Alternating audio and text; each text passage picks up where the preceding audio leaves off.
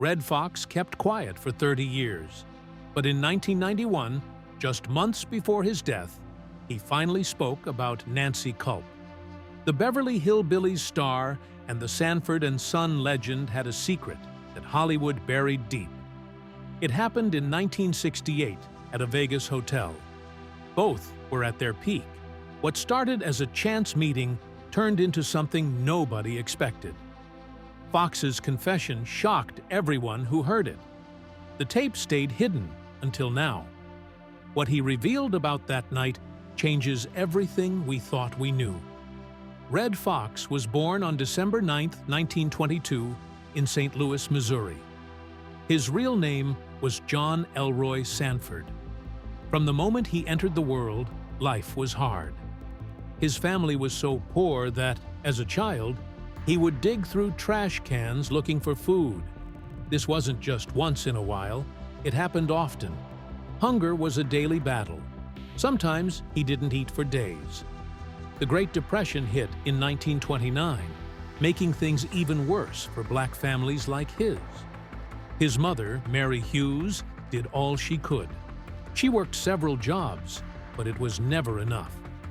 Foxx would later say, "We were so poor, we used to eat mayonnaise sandwiches and pretend it was steak." That kind of struggle shaped his humor. His comedy came from the harsh truths he knew too well. When he was only 3, his father, Fred Sanford, walked out on the family. This left his mother and grandmother to raise him and his brother, Fred Jr.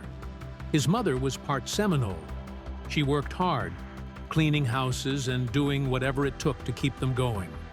The loss of his father hurt deeply, but it also pushed him to grow up fast. His mother and grandmother taught him to be sharp and tough. He turned his pain into jokes. The sadness and anger he felt showed up in his comedy. He made people laugh, but under the surface, there was always something real and raw. At school, they called him Smiley Sanford. No matter how bad things were, he could make people laugh. That became his way to escape. If he could make others happy, he could forget how hungry he was for a little while. His humor was more than fun. It was survival, and it set him on a path toward stardom. When he was 13, his family moved to Chicago's South Side. It was a lively place, full of music and hope. But the poverty followed them. To help out, Sanford joined a band called the Four Bonbons. He played the washboard. They performed in clubs and on street corners, earning just enough for food and rent. It was here that he learned how to work a crowd, timing, rhythm, the feel of an audience. These things stayed with him for life. By 16, he was ready for more. With no money, he hopped on a freight train and rode to New York City. It was a dangerous trip, but he wanted a chance. In Harlem, he had nothing. No home, no food. He slept in parks and empty buildings. He found work washing dishes at Jimmy's Chicken Shack. It was more than just a job. It was a front-row seat to greatness. He watched stars like Billie Holiday and Charlie Parker up close. Night after night, he soaked it all in. Harlem's music and comedy scene lit a fire in him. This was where John Sanford started to become Red Fox. It's almost hard to imagine, but two young men who would change America in completely different ways first met while scrubbing dishes in a noisy Harlem kitchen. Red Fox and Malcolm X were just trying to survive.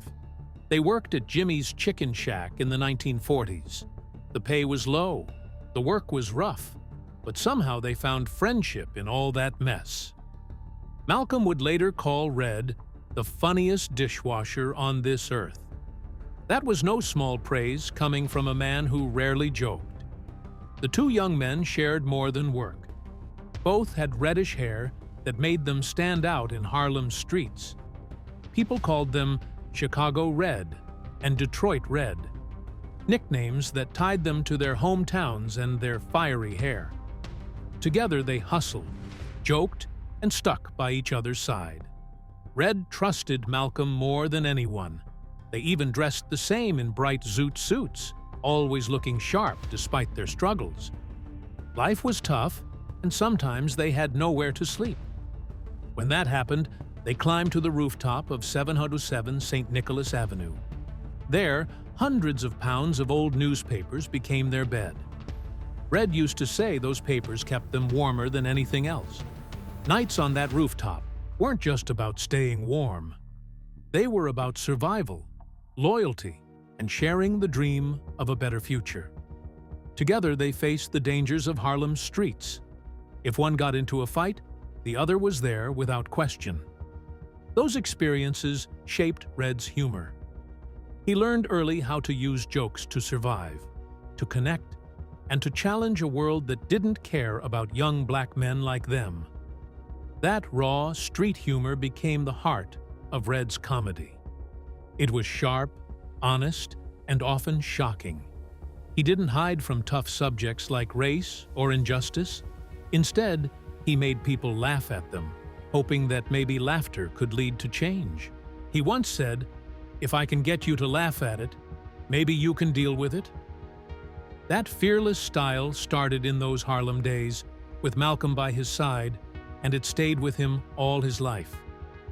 Red's bold spirit showed early. When the military tried to draft him during World War II, he didn't want to go. He came up with a dangerous plan. Right before his physical, he ate half a bar of soap. His heart raced, and the doctors thought something was seriously wrong.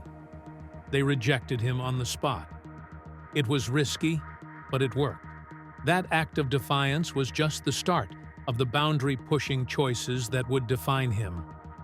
In 1942, things started to change. Red got his first real break as a master of ceremonies at a Baltimore club. He earned $40 a night, good money back then. That's when he chose the name that would become famous, Red Foxx. He added the extra X to make it stick in people's minds. The name was perfect for a man who always stood out. By 1947, Red had teamed up with another rising star, Melvin "Slappy" White. Together, they built a comedy act that broke the rules. At a time when black performers were expected to wear blackface, Red and Slappy refused. They wanted to make people laugh without degrading themselves. Slappy played the straight man, and Red brought the wild, quick wit. Crowds loved it. They became a hit on the Chitlin circuit, playing to packed houses where black audiences could see comedy that respected them. For 4 years, they ruled that world, even performing at the legendary Apollo Theater. But in 1952, they went their separate ways. The bond they built, the changes they inspired, those lasted much longer. Red Foxx would go on to become one of the most daring and influential comedians in history. The story of Red Foxx began with something so small, it's hard to believe. In 1955, Foxx was performing alone in Los Angeles when a man named Dootsy Williams noticed him. Williams, who ran Laugh Records, was blown away by Foxx's wild, uncensored humor. The record they made, called Laugh of the Party, was like nothing people had heard before. It was bold, raw, and aimed at adults who wanted something real. That one album kicked off Foxx's rise as the king of party records. What started with $25 would soon turn into millions in record sales and change American comedy forever. Between 1956 and 1961, Foxx did something no other comedian had done. In just 5 years, he put out 35 party records. Every one of them was packed with the kind of jokes that no one else dared to tell. His albums sold millions of copies, even though most stores refused to carry them. In fact, white-owned record shops wouldn't even put them on their shelves. Sometimes they'd sell them secretly, hidden under the counter. But in black neighborhoods, Foxx's records were everywhere. People couldn't get enough of his fearless style. His hard work and non-stop releases made sure his name was known across the country. Foxx's jokes were so dirty, his albums were banned from many stores. The jokes talked about sex, race, and life's rough side in a way that shocked the country. People called his records too filthy. But where stores and radio stations tried to block him, Foxx's fans found him anyway.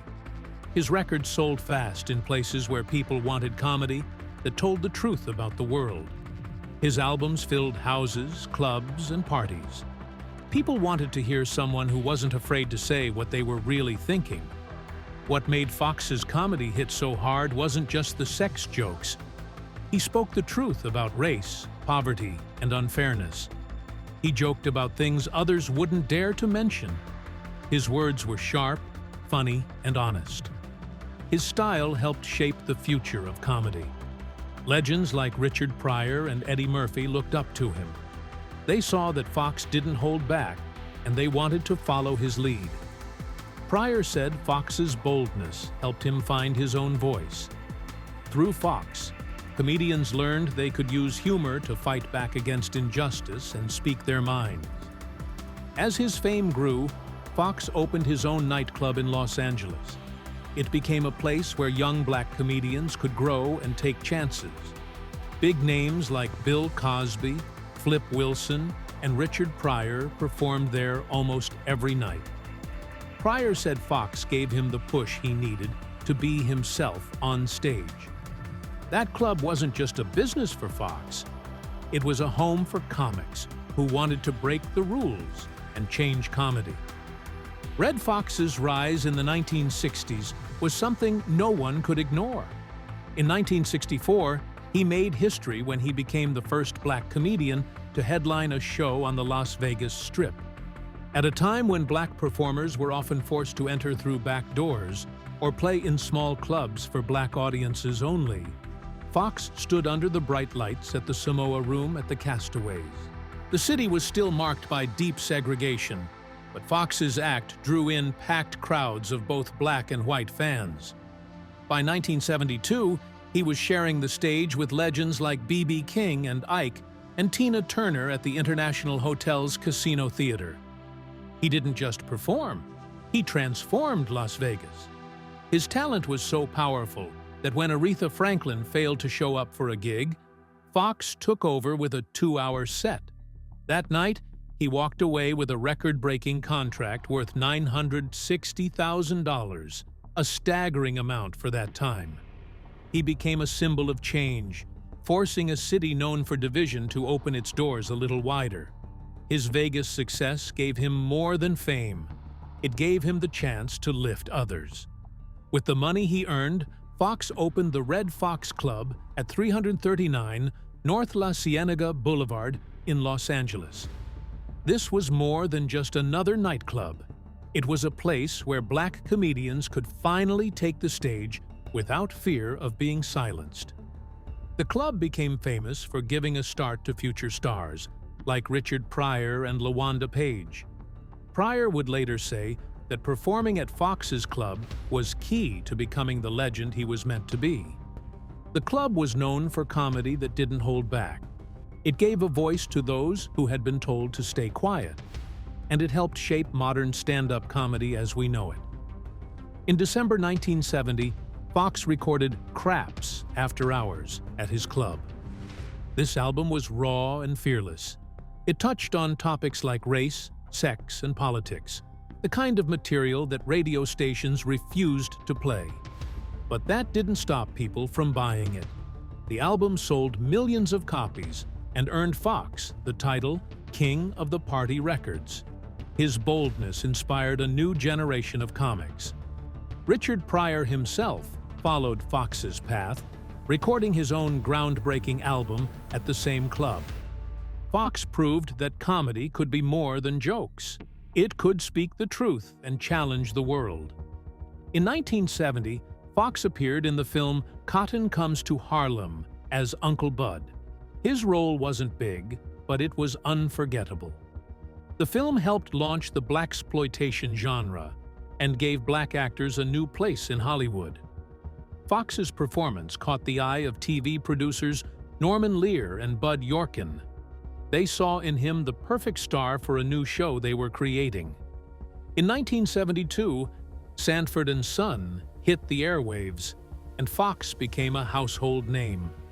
When Sanford and Son first aired on January 14, 1972, no one expected it to change American television forever. It wasn't just another sitcom.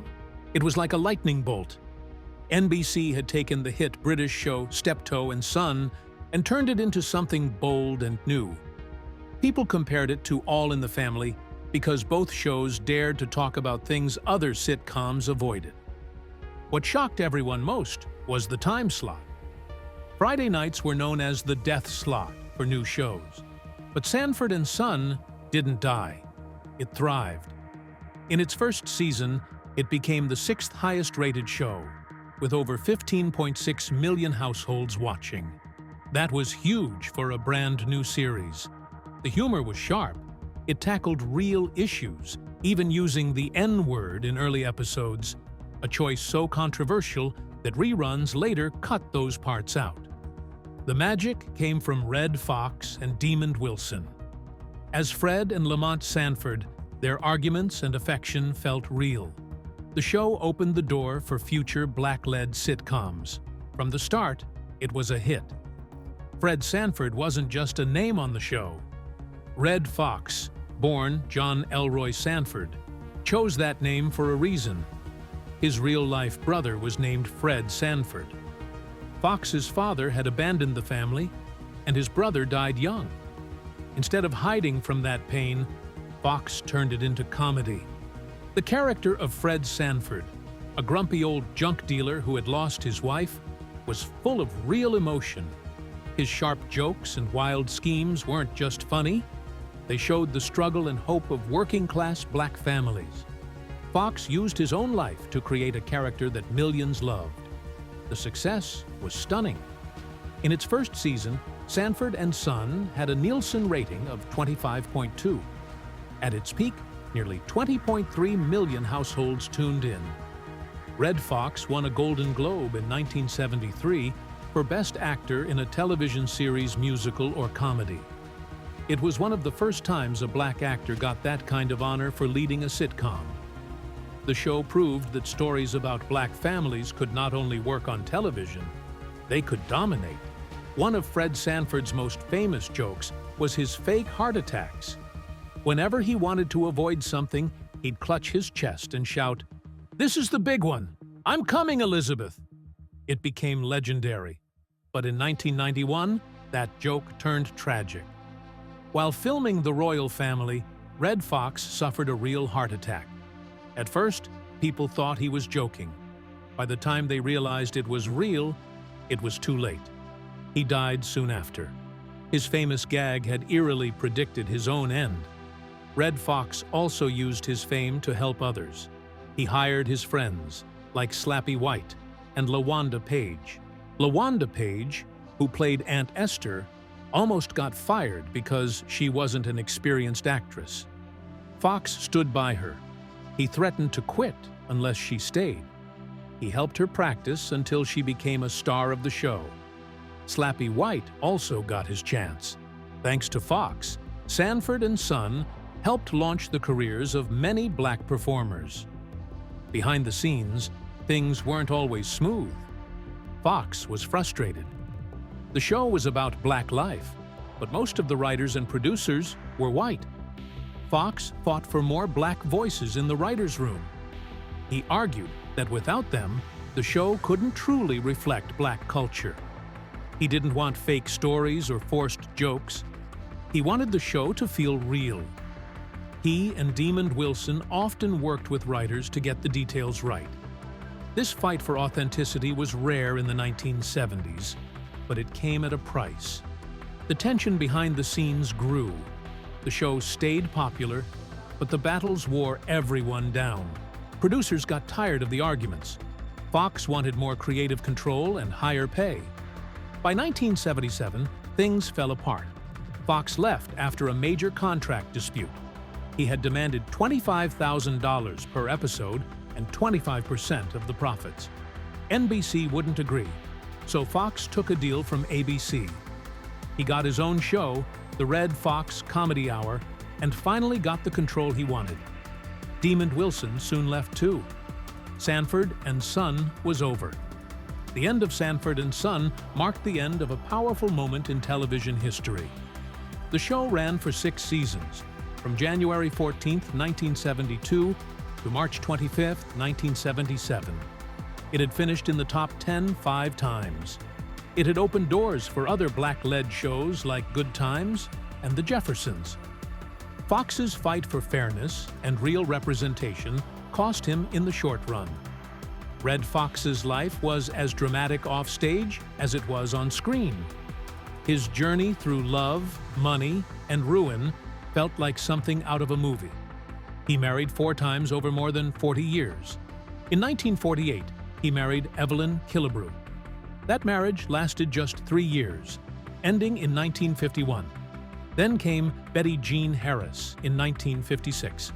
She gave up her showgirl career for him.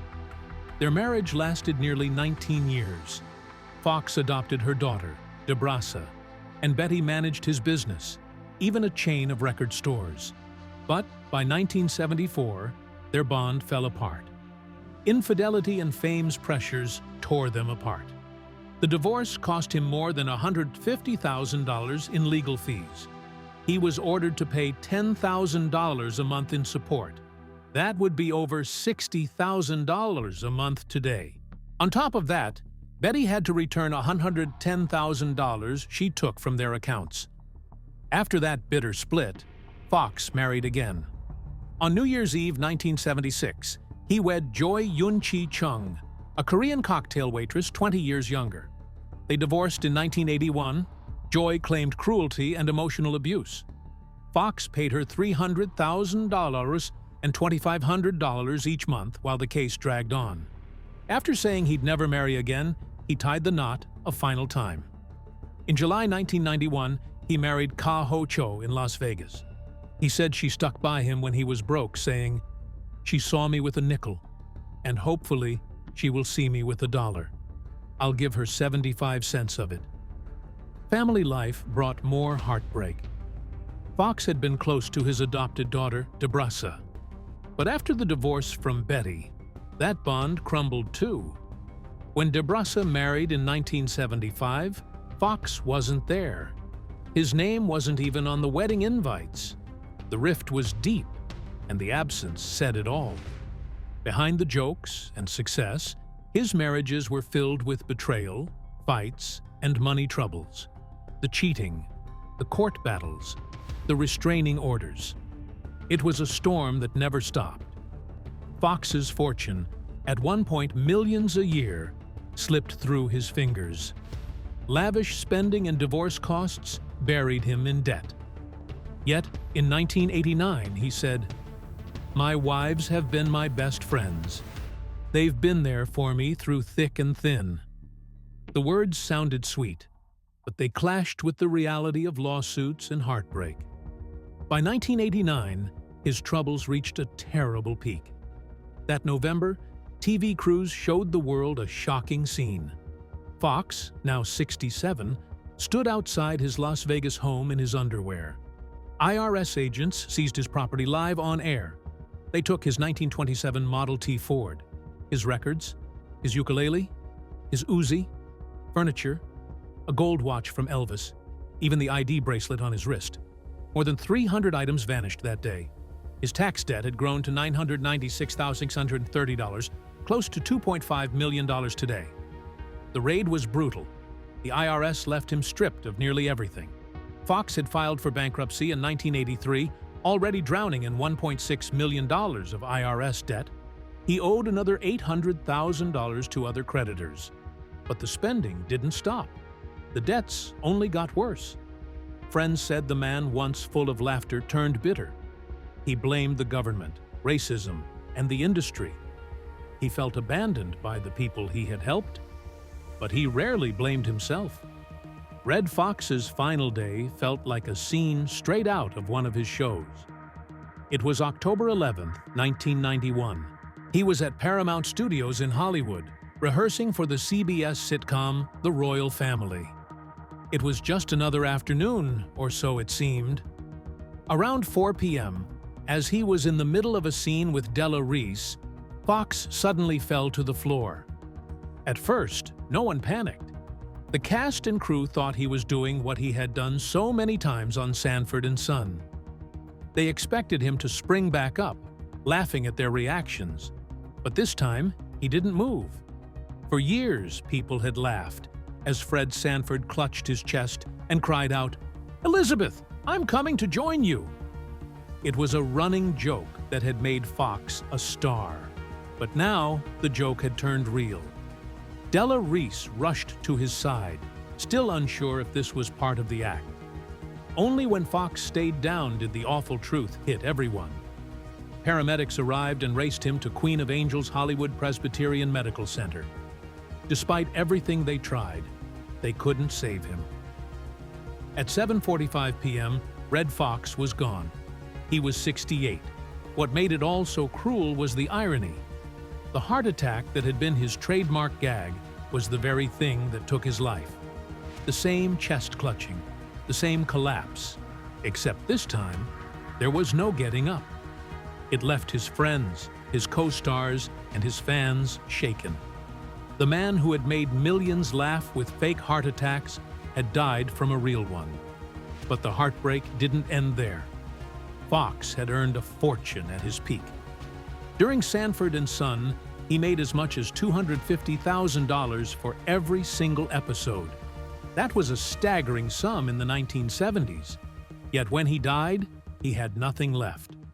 His love for luxury, his divorces, and years of bad money decisions had caught up with him. By the 1980s, he owed over $3.6 million to the IRS. They raided his Las Vegas home. They took his cars, his jewelry, even the cash in his pocket. Bankruptcy followed, but the debts stayed. When he passed, there wasn't even money for a funeral. That's when Eddie Murphy stepped in. Murphy had worked with Foxx on Harlem Nights in 1989. He looked up to him, saw him as a mentor. When he heard about the situation, Murphy didn't hesitate. He paid for everything: the funeral, the headstone, the service. Thanks to him, Red Fox was buried with the respect he deserved at Palm Memorial Park in Las Vegas. Murphy later said, "We were close, and I did love Red Fox." His gesture made sure the world remembered Fox not for his debts, but for his genius.